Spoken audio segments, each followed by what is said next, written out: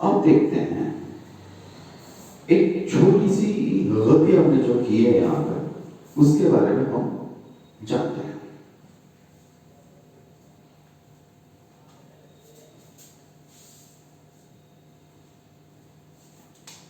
और गलती हमारी क्या होगी? और गलती यह है कि हमने या फिर मैंने 1,50,000 इन्वेस्ट तो किया। कब किया? आज किया। लेकिन मुझे, जो मैंने आपको बोला कि 40,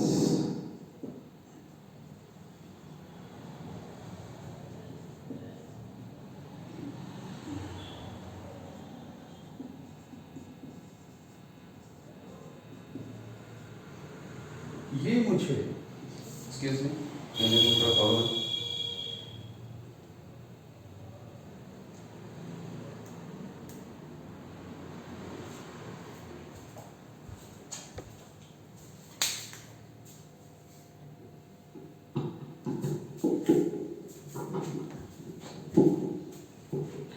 ये मुझे कब मिला? ये फर्स्ट ईयर एंड में, ये सेकेंड ईयर एंड में, ये थर्ड ईयर एंड में, फोर्थ एंड में और फिफ्थ ईयर के एंड में मिला। अब ये मैंने आज इन्वेस्ट किया, लेकिन ये सारे जो पैसे मुझे मिले वो 1 साल के एंड में, सेकेंड ईयर के एंड में, थर्ड ईयर के, फोर्थ ईयर के, फिफ्थ ईयर के एंड में मिले। अब यहाँ पे एक टाइमिंग डिफरेंस आपको नजर आया होगा। अब टाइमिंग डिफरेंस क्या है? ये जो मैंने आज इन्वेस्ट किया और ये जो मुझे 1 साल के बाद, 2 साल के बाद, 3 साल के बाद मिला, अब चूंकि यहाँ पे और यहाँ पे टाइमिंग में डिफरेंस है, आज का जो इन्वेस्टमेंट है उसके साथ मैं फ्यूचर वाला इनफ्लो कंपेयर कर रहा हूँ। अब ये जो है ये आउटफ्लो है, क्योंकि मैंने इन्वेस्ट किया, पैसा मैंने लगाया, तो ये आउटफ्लो है। और ये सारे जो हैं ये इनफ्लोस हैं, ये सारे जो है ये इनफ्लोस है। I cannot compare the outflow that I had to make today with the inflows that I'm going to get, or for that matter receive over a period of time. Financial management बोलता है कि आप दो चीजों को compare करो तो एक ही प्लेटफॉर्म में होनी चाहिए। अब ऐसा नहीं कि आज आपने इन्वेस्ट किया और फ्यूचर में आपको मिला, तो आज के साथ फ्यूचर वाला कंपेयर नहीं कर सकते। You can either compare future with future और present with present, you can not compare present with future. तो यहां पे चूंकि ये प्रॉब्लम हो गया, फाइनेंशियल मैनेजमेंट बोलता है कि आपको ये सारी चीजों को प्रेजेंट वैल्यू में लानी है। You have to bring this down to present value. ये फ्यूचर में, क्योंकि 1 साल के बाद मिलेगा, 2 साल के बाद मिलेगा, 3 साल के बाद, 4 साल के बाद और 5 साल के बाद, ये जो मिल रहा है आपको बहुत, मतलब फ्यूचर में, उसको आप प्रेजेंट वैल्यू में ढालना पड़ेगा उसको। अब प्रेजेंट वैल्यू में आप ढालो तो कैसे ढालो? आपको एक इंटरेस्ट मिल जाएगी, परसेंटेज, आपको एक डिस्काउंटिंग फैक्टर मिलेगा, जिसके चलते आपको वो प्रेजेंट वैल्यू में लाके खड़ा करनी है यहाँ पे। तो जो डिस्काउंटिंग फैक्टर है वो आपको ना मिले तो आप नहीं कर पाओगे। वो अलग बात है, उसका कोई इंफॉर्मेशन मिलेगा तो वो अलग बात है, आप कर पाओगे। लेकिन नॉर्मली आपको प्रेजेंट वैल्यू का वो जो एक फैक्टर है वो आपको दी जाएगी, परसेंटेज आपको मिल जाएगा। तो अगर उसने बोला कि 10% है, जो यूनिवर्सल रेट है 10% है, तो आपको जस्ट कैलकुलेटर में देखिए ऐसा अगर आपका कैलकुलेटर है तो 1 प्लस 10% कर लीजिए तो आपको मिलेगा 1.1। इसमें कोई प्रॉब्लम नहीं है। तो अब आपको क्या करनी है, 1 डिवाइडेड बाय 1.1 करके इज इक्वल टू 1 आया, आपका दिखा 0.909। आपको क्या करनी है, अगर 10% डिस्काउंटिंग रेट है, कितना 10% डिस्काउंटिंग रेट है, तो आपको 1 प्लस 10% करनी है, 1.1 लानी है। अगर आपको पहले से पता है कि 1.1 है तो ये करने की कोई जरूरत नहीं है, आपको महज इतना ही करनी है कि 1 डिवाइडेड बाय जितना आपको मिला 1.1 इज इक्वल टू 1। जितना मिला यहाँ पर 0.909, आपका अगला मतलब अगले साल में वही 10% के हिसाब से आपको फिर से एक इक्वल टू वो दबानी है यहाँ पर, तो आपको मिलेगा 0.826। उसी तरह से यहाँ पे 0.751, 683, ऐसा कुछ 621 ऐसा कुछ मिलेगा आपको, ठीक है। अगर 12% है तो नेचुरली 1 + 12% आप कर लो तो 1.12 मिल जाएगा आपको। सिर्फ 1/1.12 करनी है और इज इक्वल टू मार के जानी है।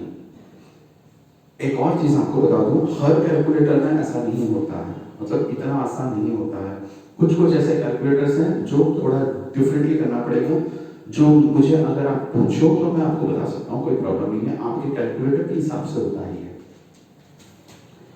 तो आपने ये फैक्टर्स इसलिए लाया क्योंकि ये फ्यूचर में होता है और उसको प्रेजेंट वैल्यू में ढालनी है।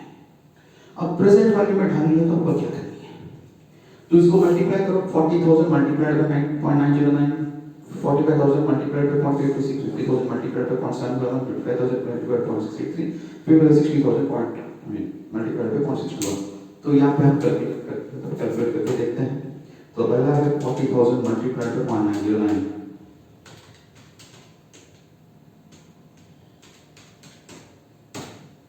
उसके बाद 45,000 multiplied by 0.826, 50,000 multiplied by 0.751, 55,000 multiplied by 0.683, 60,000 multiplied by 0.621। तो आपको कुल मिलता है 1,85,905। तो ये मल्टीप्लाई करके जितना टोटल आएगा वो हो रहा है 1,85,905। तो ये यहाँ पे जगह नहीं इसलिए मैंने नहीं लिखा यहाँ पर, तो आपको अगर लिखना है तो मैं यहाँ पे लिख ले रहा हूँ, कोई प्रॉब्लम नहीं है।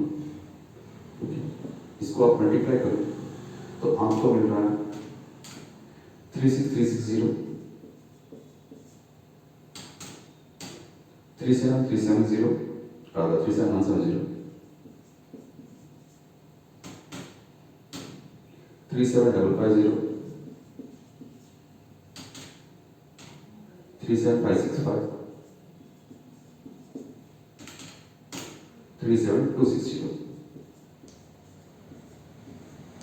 तो आपका ये जो टोटल है ये 1,85,905 आ रहा है।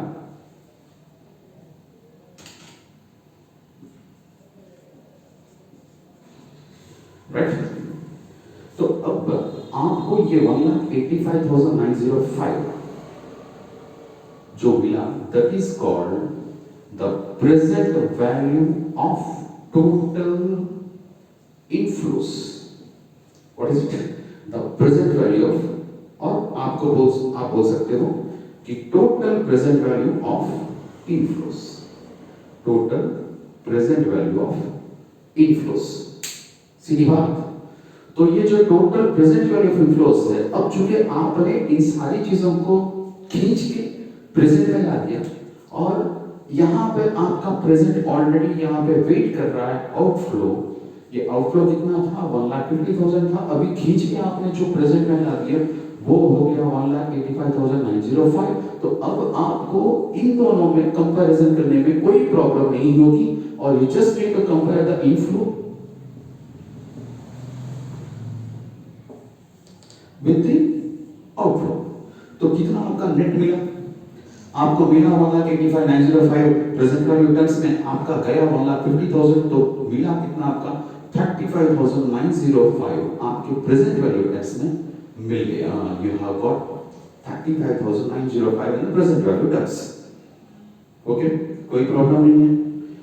अब आप मुझे पूछोगे सर इसका प्रेजेंट वैल्यू नहीं निकाला आपने? इसका प्रेजेंट वैल्यू निकालना कोई जरूरी नहीं है क्योंकि ये ऑलरेडी प्रेजेंट में है।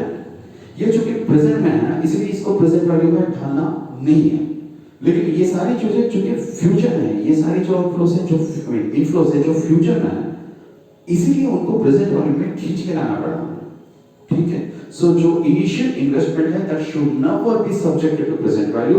लेकिन जो इनफ्लोस होते हैं जो कि फ्यूचर में मिलते हैं हमें 1 साल के, 2 साल के, 3 साल के, 4 साल के, 5 साल के बाद, उनको खींच के लाना पड़ेगा प्रेजेंट वैल्यू में, तब जाके हमें कंपेयर करना पड़ेगा। राइट, ठीक है, बढ़ते हैं आगे, चलिए।